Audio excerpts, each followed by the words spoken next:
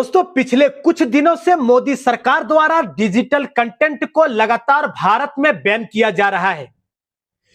क्या अब अच्छी बातें बोलना, सच्ची बातें करना, देश हित में बोलना, मुद्दों पर बात करना, लोगों की बात करना, समाज की बात करना, क्या अब यह गुनाह हो चुका है? लोकतंत्र में अगर विरोध नहीं होता है, आलोचना नहीं होती है, तो फिर वो लोकतंत्र कैसे हो सकता है? भाजपा सरकार से सहमति न रखने वाले दर्जनों अकाउंट्स रातों रात उड़ाए जा रहे हैं। लेकिन इसी बात को लेकर के इधर मोदी जी कहते हैं कि लोकतंत्र में अगर विरोध नहीं होता तो आलोचना नहीं होती, वो लोकतंत्र कैसे हो सकता है? आज किसी भी प्रोटेस्ट को होने से पहले ही कुचल दिया जाता है। सरकार को क्रिटिसाइज करने वाले पत्रकारों पर एफआईआर दर्ज कर ली जाती है। पिछले कुछ दिनों से ऐसे कौन से नियम सरकार बना रही है जो नागरिकों की आवाज को कुचलने के सबसे बड़े हथियार बनेंगे? 19 मार्च को रात के करीब 2 बजे एक नोटिफिकेशन आया, उसमें कहा गया आपको भारत से विदा कर दिया गया है। 52 पर 19 मार्च का एक नोटिफिकेशन आता है, उसमें कहा जाता है कि आपको इंडिया से विदाउट कर दिया गया, आपके ट्विटर अकाउंट को बैन कर दिया गया इंडिया में, मतलब आप भारत में नहीं बोल सकते। कई अकाउंट्स उदाहरण है। मोदी सरकार के लोकतंत्र की इसी खूबसूरती की एक एक परत आज हम खोलेंगे, बिना लाग लपेट के, बिना डर के। दोस्तों, आपको याद होगा जेवर एयरपोर्ट। रिसेंटली नोएडा के जेवर एयरपोर्ट के उद्घाटन के लिए प्रधानमंत्री मोदी की रैली हुई। इसी रैली में गलगोटिया और शारदा यूनिवर्सिटी के छात्रों को अटेंडेंस और खाने पीने का लालच देकर बसों में भरकर लाया गया। इसे लेकर हैप्पी नाम की गलगोटिया यूनिवर्सिटी के एक लड़की ने एक मिनी ब्लॉग रील बनाई। उसमें बताया गया कि कैसे उन्हें अटेंडेंस के नाम पर यूनिवर्सिटी से पीएम मोदी की रैली में लाया जा रहा है। जो भीड़ देख रहे हो वो आई नहीं बुलाई गई है। ग्रेटर नोएडा के सारे स्कूल कॉलेज के सारे बच्चों को, इनफैक्ट मेरे कॉलेज वालों ने भी पूरे 2 दिन की अटेंडेंस फ्री में मिलेगी। ऐसे ना जाने कितने बेनिफिट्स बता के लाए हैं। यहाँ आने के बाद मैं मोदी जी को एक ही बात बोलना चाहूंगी, वाह मोदी जी वाह। दोस्तों, अगर इसको देखें तो ये सिर्फ 41 सेकंड की नॉर्मल सी वीडियो थी, लेकिन सरकार ने इसे इंस्टाग्राम से बैन करा दिया गया। असल ये जो भीड़ आप देख रहे हैं वो आई नहीं है, वो बुलाई गई है। ग्रेटर नोएडा के सारे स्कूल कॉलेज के बच्चे पूरे 2 दिन की अटेंडेंस फ्री में मिलेगी, ये सोचकर सभी को बुलाया गया। दोस्तों, इंटरेस्टिंग बात बताएं कि मोदी की रैली में भीड़ जुटाने के लिए गाजियाबाद के डीएम ने 800 स्कूलों की छुट्टी करा दी ताकि स्कूली बसों का इस्तेमाल पॉलिटिकल रैली में हो सके। कई कंपनियों के मजदूरों को भी हाजिरी के नाम पर लाया गया। कौन लाए आपको कंपनी से? रुपया सर ने लाया है। रुपेश सर? हाँ। कंपनी से? हाँ। तो अच्छा, बंद करा दी आज कंपनी? हाँ, हाजिरी भी देगा। हाजिरी भी देगा? पैसे भी देंगे? हाँ।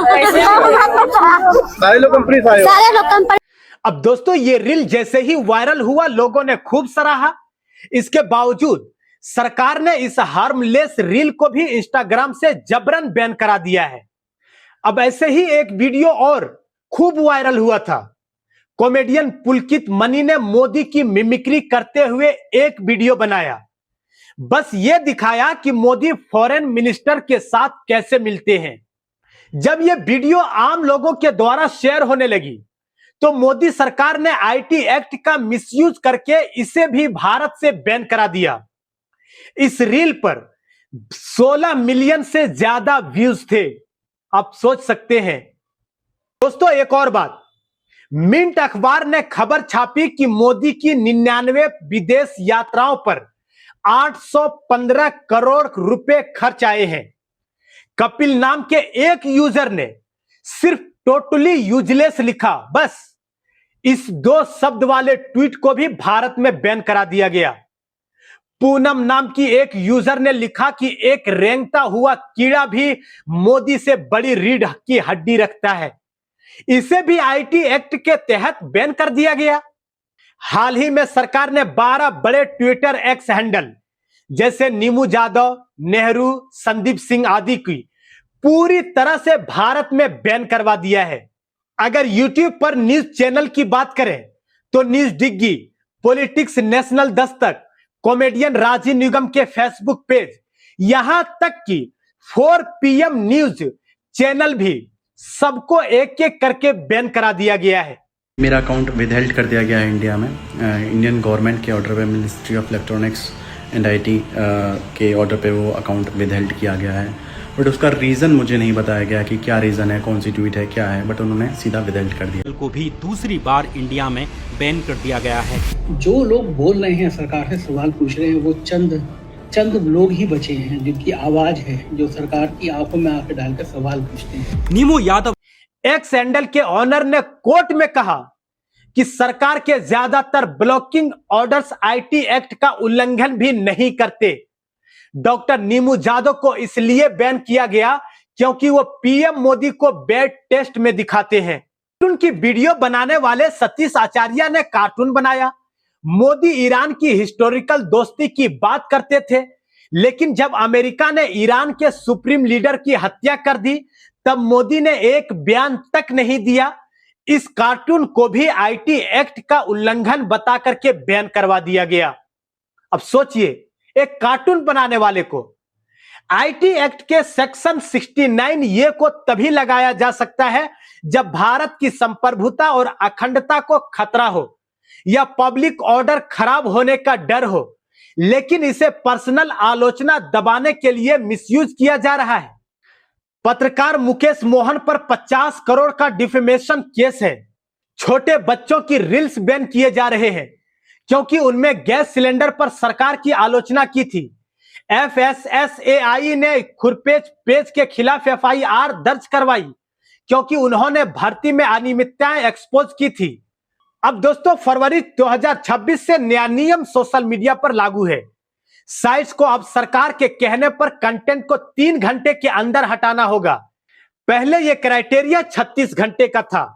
अब प्रस्तावित नए नियमों में इंडिपेंडेंट न्यूज क्रिएटर जैसे ध्रुव राठी, रवीश कुमार को भी मीडिया कंपनीज की तरह रेगुलेट करने की तैयारी है। I&B मिनिस्ट्री उन्हें ब्लॉक, एडिट या फिर माफी मांगने का ऑर्डर दे सकेगी अगर सरकार के आलोचनात्मक वीडियो बनाते रहे तो। दोस्तों, कुल मिलाकर लोकतंत्र में आलोचना अनिवार्य है, वरना लोकतंत्र बर्बाद हो जाएगा। क्रिटिसिज्म डेमोक्रेसी की आत्मा है। एक नेता जो कहता था कि वो गरीब घर से आया है और चाय बेचता था, वही आज उसी लोकतंत्र को कुचल रहा है जिसके दम पर वो PM बना। अगर यही गुलामी सही है तो अंग्रेजों को भगाने की क्या जरूरत थी? अब आप ही बताइए, क्या सरकार सही कर रही है या गलत? कमेंट बॉक्स में अपनी राय जरूर बताएं। धन्यवाद।